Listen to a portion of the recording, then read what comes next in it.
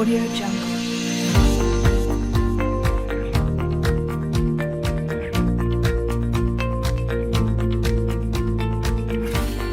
Audio Jungle.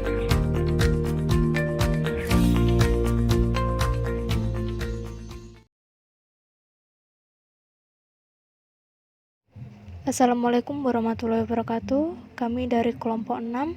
Di sini kami akan mempresentasikan hasil diskusi kami terkait keterampilan bisnis dalam berwirausaha. Dengan anggota kelompok, yang pertama adalah Alvina Nikmatul Nada dengan NIM 139, Anggi Fajar Prasetya dengan NIM 144, Anissa Wahyu Safitri dengan NIM 148, Foni Priambudi dengan NIM 153, Yoga Adi Primadana dengan NIM 157, Faiza Rahma Amilin NIM 163, dan yang terakhir adalah Safna Rofiah dengan NIM 168. Langsung saja pada materi yang pertama. Assalamualaikum warahmatullahi wabarakatuh. Perkenalkan, nama saya Alvina Nimatunada, NIM 139. Di sini kami dari kelompok 6 akan merepresentasikan hasil kerja kelompok kami yang berjudul Keterampilan Bisnis dalam Berwirausaha. Yang pertama adalah pengertian. Keterampilan merupakan suatu kemampuan yang berasal dari ide, pikiran, kreativitas, dan akal yang nantinya digunakan untuk membuat sesuatu menjadi lebih bermakna dan memiliki nilai lebih di akhir kegiatan atau pekerjaan. Menurut beberapa ahli, keterampilan atau skills mempunyai pengertian sebagai berikut. Yang pertama, menurut Gordon, keterampilan merupakan kemampuan seseorang untuk mengoperasikan pekerjaan secara mudah dan cermat. Yang kedua, menurut Nadler, keterampilan merupakan suatu kegiatan yang memerlukan praktik atau dapat diartikan sebagai implikasi dari suatu aktivitas. Yang ketiga adalah menurut Higgins, keterampilan merupakan suatu kemampuan yang digunakan sebagai tindakan untuk memenuhi suatu tugas atau permasalahan. Yang keempat adalah menurut Iverson, keterampilan merupakan suatu kemampuan untuk melakukan pekerjaan secara mudah dan tepat. Dari beberapa pendapat ahli yang sudah saya sebutkan tadi, dapat disimpulkan bahwa keterampilan merupakan suatu kemampuan yang berasal dari pikiran dan kreativitas yang bertujuan untuk menjalankan suatu pekerjaan atau permasalahan dengan cepat, mudah, dan tepat sasaran. Bisnis mempunyai pengertian yaitu kegiatan jual beli yang bertujuan untuk memperoleh laba. Sedangkan wirausaha merupakan suatu kegiatan yang dapat memberikan nilai tambah terhadap produk atau jasa melalui transformasi, inovasi, maupun kepekaan terhadap lingkungan sekitarnya sehingga produk atau jasa tersebut dapat dimanfaatkan oleh masyarakat atau pengguna produk tersebut. Jadi, keterampilan bisnis dalam berwirausaha merupakan sebuah faktor pendukung untuk mencapai keberhasilan dari suatu usaha. Tanpa adanya keterampilan, seorang wirausaha akan monoton dan tidak bisa melakukan inovasi terhadap produknya. Selain dengan keterampilan bisnis, perlunya untuk memiliki keterampilan pemasaran dan manajemen agar kedepannya semua berjalan sesuai dengan rencana dan tentunya yang diharapkan. Seperti contohnya, seorang mahasiswa yang berbisnis sewaktu kuliah. Ini merupakan mahasiswa yang luar biasa karena pada saat kuliah saja sudah memerlukan pemikiran ataupun motivasi yang tinggi, apalagi dalam berbisnis. Mahasiswa tentunya direpotkan dengan permasalahan yang nyata yang tidak mungkin diajarkan pada saat jam kuliah. Oleh karena itu, sudah selayaknya bisnis mahasiswa ini mendapatkan apresiasi maupun dukungan dari lingkungan sekitar, perguruan tinggi maupun institusi yang terkait. Dukungan tersebut dapat dilakukan atau dapat dimulai dari pelatihan, pendanaan, dan pendampingan bisnis mahasiswa. Metode yang digunakan untuk meningkatkan keterampilan bisnis adalah melakukan pendampingan atau coaching. Teknik ini bertujuan untuk membantu seseorang dan mengidentifikasi permasalahan maupun keperluan yang ada pada seorang individu. Demikian presentasi dari saya, kurang lebihnya mohon maaf. Untuk selanjutnya dapat disampaikan oleh pemateri berikutnya. Terima kasih. Assalamualaikum warahmatullahi wabarakatuh. Saya Yoga Adi Primadana. Saya akan melanjutkan materi tentang pentingnya keterampilan dalam berwirausaha. Keberhasilan dalam berwirausaha tentu tidak diliputi oleh matangnya perencanaan, matangnya keterampilan dan penganggaran dalam suatu produk usaha. Bertindak cepat mendeteksi perubahan-perubahan yang terjadi di lingkungan pasar yang akan kita masuki. Fokus pada kualitas produk sehingga dapat meraih pangsa pasar dan menarik serta mempertahankan karyawan yang kompeten. Jadi kita harus tetap fokus bagaimana kita mencapai pangsa pasar yang luas dengan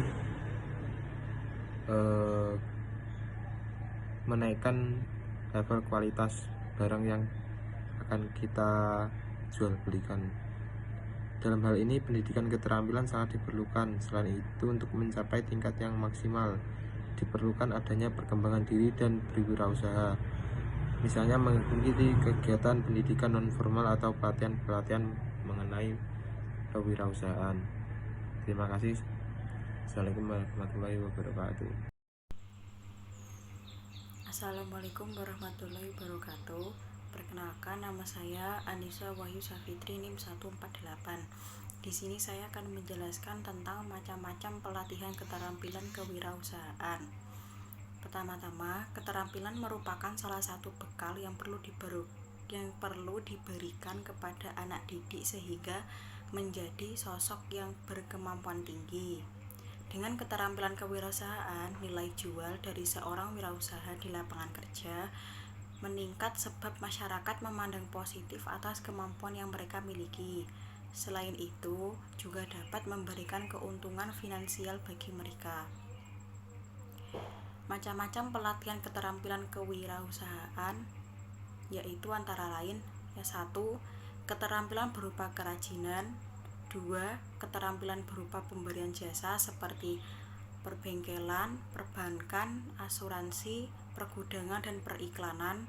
Yang ketiga, keterampilan berupa agrarian seperti pertanian, perkebunan, peternakan, dan perikanan. Yang keempat yaitu keterampilan perdagangan seperti perdagangan kecil, perdagangan besar maupun pengecer. Yang selanjutnya yaitu nomor 5, keterampilan industri makanan. Nomor 6, keterampilan bidang kebutuhan rumah tangga. Dan yang terakhir yaitu keterampilan pembuatan obat-obatan ringan. Sekian. Wassalamualaikum warahmatullahi wabarakatuh. Assalamualaikum warahmatullahi wabarakatuh. Nama saya Fani Priambudi, NIM 153. Di sini saya akan menjelaskan tentang hal yang wajib dikuasai oleh wirausahawan. Yang pertama yaitu menjaga reputasi. Reputasi yang baik merupakan modal utama bagi seorang wirausahawan. Selain itu, reputasi yang baik akan memudahkan dalam membuat jaringan dan memperkenalkan usaha baru. Keterampilan dalam membangun reputasi perlu ditingkatkan dengan merencanakan dan melaksanakan perbuatan yang membawa cita diri yang positif. Yang kedua yaitu naluri dalam mengenali peluang usaha. Seorang usahawan yang berhasil merupakan seorang yang mampu mengenali peluang dengan baik. Peluang tersebut tidak harus menjadi hal yang pertama, karena yang kedua tidak menjadi lebih baik, atau yang ketiga juga justru tampil beda.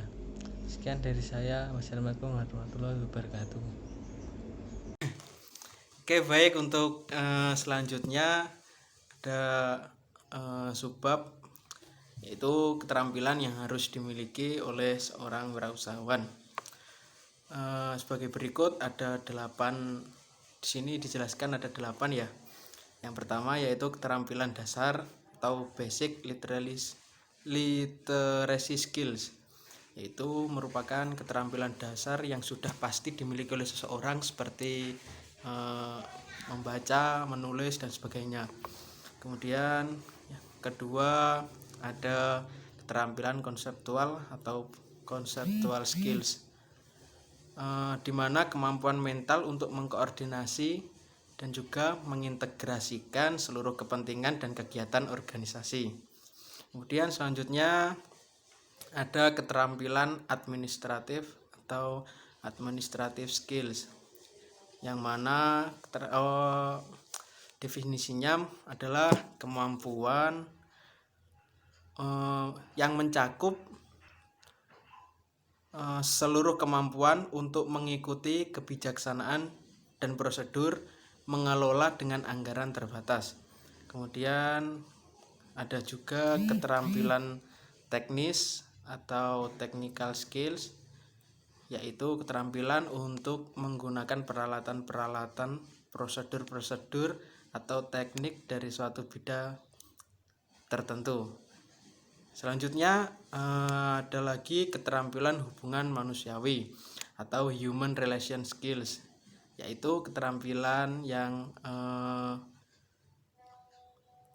ataupun kemampuan seseorang wirausahawan dalam bekerja dengan orang lain dan memotivasi para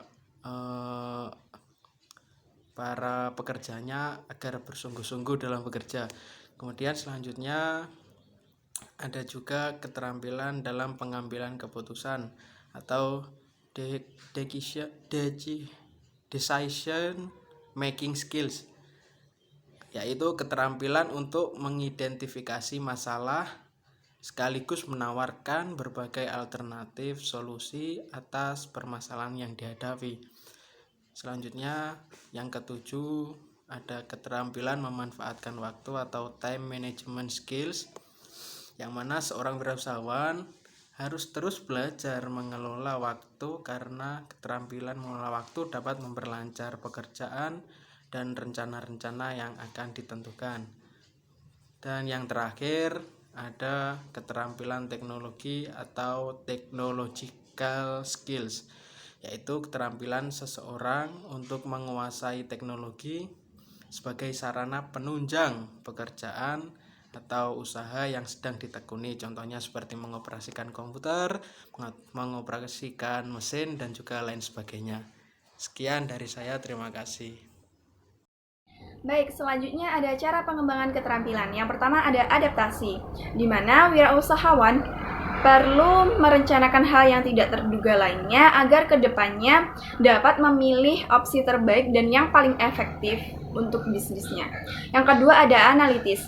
Keterampilan ini memungkinkan untuk memecahkan dan mengklasifikasikannya menjadi informasi yang dapat dikonsumsi oleh publik. Yang ketiga ada komunikasi. Komunikasi yang baik dan efektif dapat menghilangkan miskomunikasi atau kesalahan kecil yang mungkin saja kedepannya dapat menyebabkan masalah besar. Yang keempat ada manajemen keuangan, di mana demi mendapatkan keuntungan kita harus pandai betul mengelola yang namanya uang untuk memastikan bisnis dapat membuat keputusan moneter dengan baik. Yang kelima ada pemasaran. Contohnya yaitu kita dapat memanfaatkan media sosial sebagai platform terbaik untuk promosi produk kita. Yang keenam, kepemimpinan. Pemimpin yang baik harus mampu menginspirasi karyawannya dan memotivasinya untuk terus berjuang dengan tujuan yang sama. Yang terakhir ada perencanaan. Kita dapat memasukkan semuanya ke dalam visual seperti peta, strategi, ataupun kerangka kerja. Sekian dari kelompok kami, apabila ada kurangnya kami mohon maaf. Wassalamualaikum warahmatullahi wabarakatuh. Assalamualaikum warahmatullahi wabarakatuh. Perkenalkan, nama saya Faiza Rahma Amilin, NIM 163 dari kelas MBS 4D. Di sini saya akan menjelaskan mengenai studi kasus tentang keterampilan berwirausaha dengan judul Ibu Rumah Tangga Siap Menyulap Kain Perca Menjadi Masker.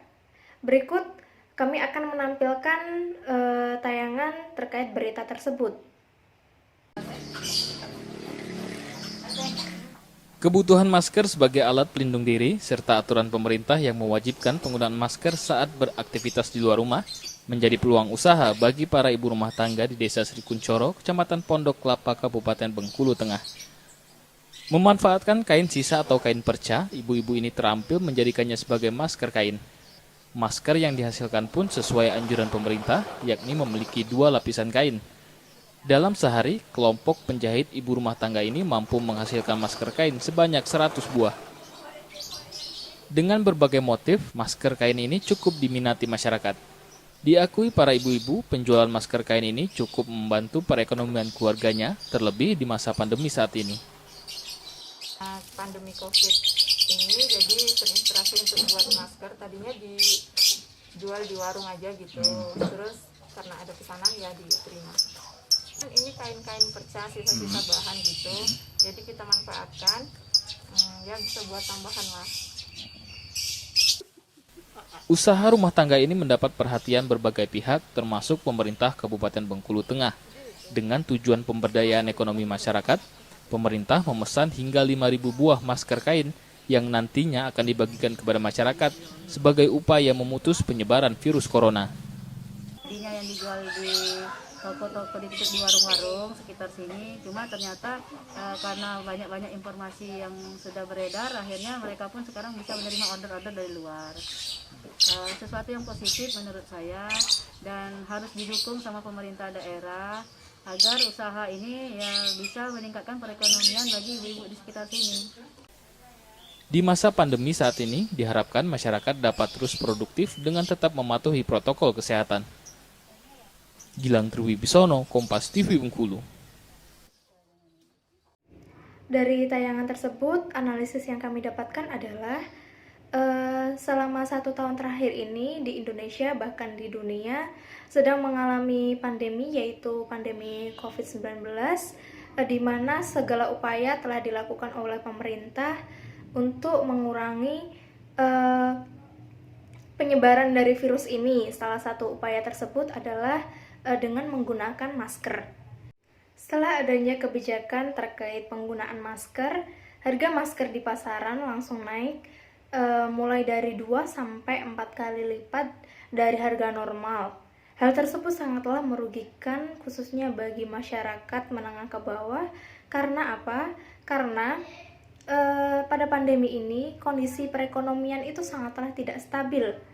Untuk makan saja sangatlah sulit, apalagi untuk membeli masker dengan harga yang sangat mahal. Oleh karena itu, ibu rumah tangga di Desa Kuncoro, Kecamatan Pondok Kelapa, Kabupaten Bengkulu Tengah berinisiatif untuk memproduksi masker dari kain perca.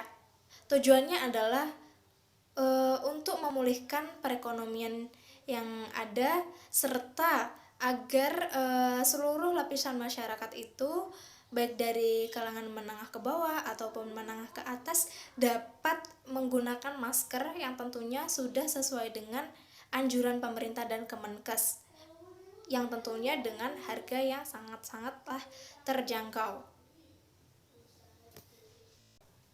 Dalam sehari, kelompok ibu rumah tangga ini dapat menghasilkan sekitar 100 pieces masker dengan berbagai motif. Usaha ini tentunya mendapatkan perhatian dari pemerintah sekitar, yaitu pemerintah Kabupaten Bengkulu, dengan tujuan untuk pemberdayaan ekonomi masyarakat. Pemerintah Kabupaten Bengkulu ini memesan hingga 5.000 pieces agar nantinya dibagikan kepada masyarakat sekitar untuk memutus penyebaran virus corona ini. Dari analisis tersebut, saya akan menyampaikan sedikit kritik dan saran terkait dengan kasus tersebut. Kritik tersebut berupa kurangnya pemasaran yang dilakukan oleh kelompok ibu rumah tangga tersebut, sehingga produk yang diproduksi tersebut tidak dapat dikenal oleh masyarakat luas dan hanya dikenal oleh masyarakat sekitar saja. Oleh karena itu, kelompok ibu rumah tangga tersebut sebaiknya melakukan perluasan pemasaran, baik itu dengan menggunakan promosi secara manual ataupun menggunakan kecanggihan teknologi seperti memanfaatkan media sosial. Contohnya seperti menggunakan Instagram, menggunakan Facebook ataupun WhatsApp untuk melakukan promosi. Dengan begitu produk yang diproduksi itu semakin dikenal oleh masyarakat luas, tidak hanya di wilayahnya sendiri tapi di berbagai wilayah. Semakin produk itu dikenal luas oleh masyarakat, maka keuntungan yang didapatkan akan semakin banyak pula. Tapi tentunya harus tetap mengutamakan kebersihan dan harus sesuai dengan protokol kesehatan. Sekian yang kami sampaikan. Apabila ada kurangnya, saya mohon maaf yang sebesar-besarnya. Wassalamualaikum warahmatullahi wabarakatuh.